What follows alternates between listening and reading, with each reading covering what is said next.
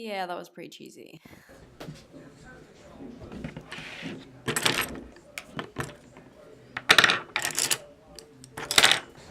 Pretty nervous to start this drawing, but let's do it anyway.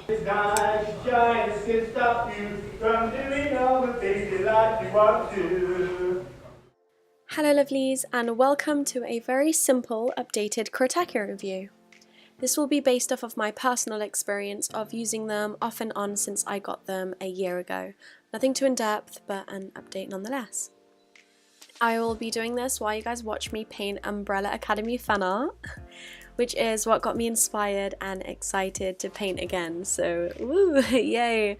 I'm just so glad that it inspired my creativity and want to paint. I am painting Five, one of my favourite characters from the show. I just really enjoyed it. I got really excited about it and watching it, and it was great and I really recommend it. It was just that the characters were so dynamic and not your stereotypical generic superheroes, if that's what they're called. They were unconventional, and so the storyline was just so enticing, and when I was watching it I was just like so absorbed in it and so absorbed in the characters and the way things were done. Yeah, it was really good. Okay, so let's get into it. Kuretake paints. They come in sets of 12, 18, 24 and 36. I picked the 18 pan so that I had a good variety of colours and the pastel blue which I wanted to try out. But any more than that for me personally is just too much. I'm not so good with decisions, so I keep it simple. Plus I found that limited palettes help with learning how to colour mix, and I genuinely feel like using the limited palette has helped me learn how to colour mix better. I feel like I have improved. They are vegan, so all the binders are cruelty free and of course animal free. The shape of the pans are larger than your typical square pans, as they are a rectangular shape, and although the pans aren't deep, they usually do last a long time due to their strong pigmentation, and in my opinion these paints are very pigmented and also pretty opaque. They have a thicker consistency to more typical Western watercolours, but again that depends on how much water you use or how much you water them down when you're applying them.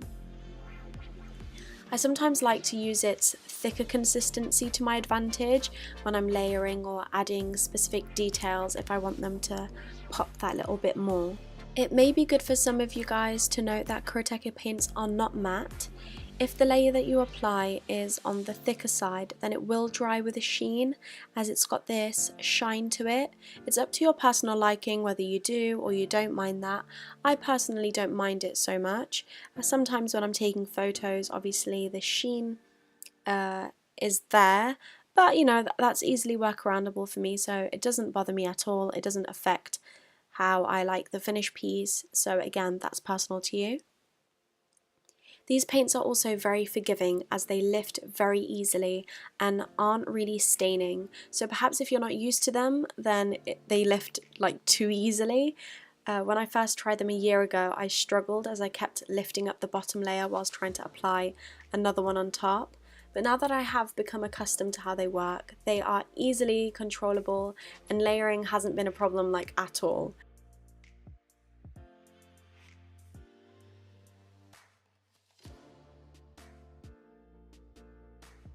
Paints that lift easily are mainly beneficial to my personal process, especially for when I mess up. It just makes it really easy for me to fix, like just lift it and it's gone. So it really does take the pressure off my painting process.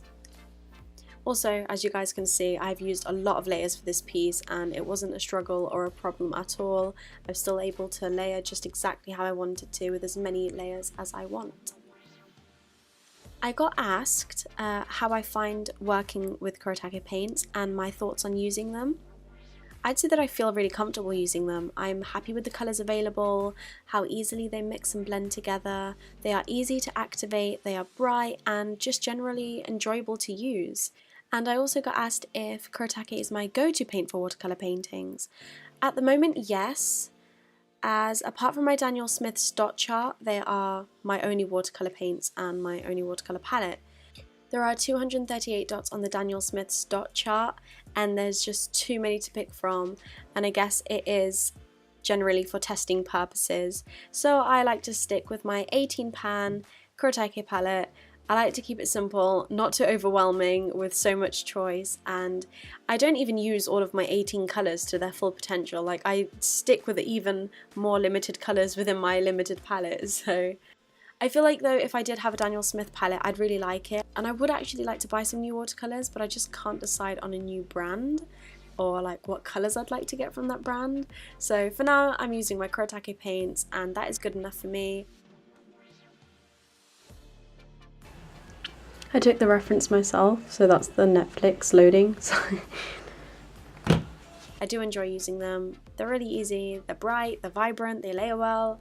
So yeah, I only have good things to say. There's nothing about these paints that have made me think, you know, all of it's really positive. So and this is just my personal, this is not sponsored or anything like that. It's just my personal opinion.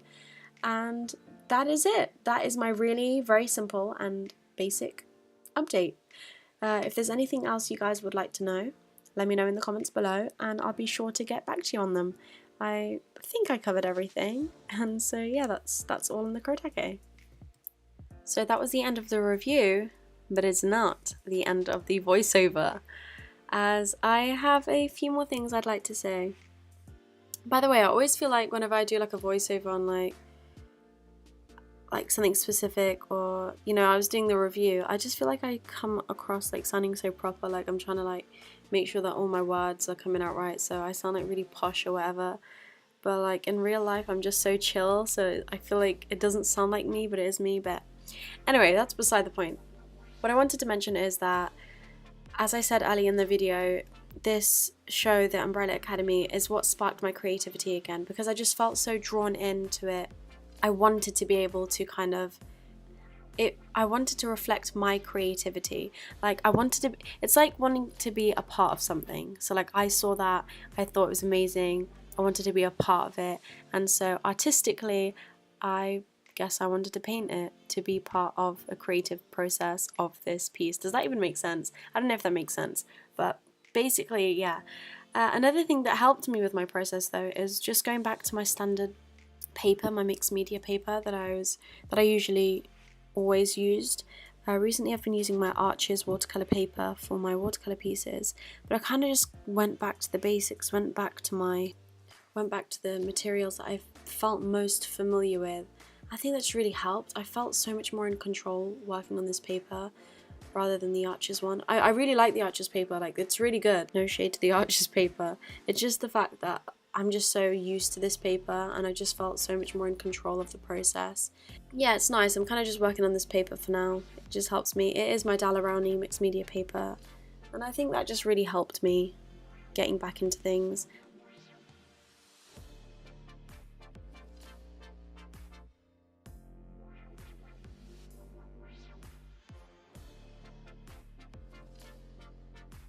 He kind of looks like he's smiling, and he should definitely not look like he's smiling. So I gotta fix that. And I am feeling it again. I am feeling like I want to paint again, and I want to create, and I want to make. I'm not entirely sure like what yet. There's only so much fun art I can do. I have actually done another piece. By the time this video has come out, I have done another piece, and so I'll put that on screen briefly, but you can check that out on my Instagram. So yeah, even though I'm not quite sure what to paint at the moment, at least I have my inspo back, so that's great. It's good. It's good to feel like painting again. It's just, what? Where do I go from here? But I'll figure that out along the way. I'm just so grateful to have people like you guys who watch, or I've just been supporting my journey. Thank you so much for everything. That's it for this video. There's nothing much more I have to say than that. So thank you so much for watching.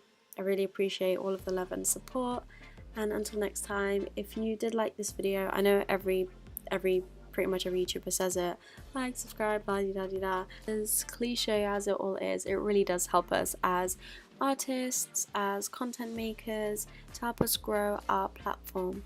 So yeah, thank you so much. And before we go, if you have seen The Umbrella Academy, which is your favorite character? And until next time, guys, bye!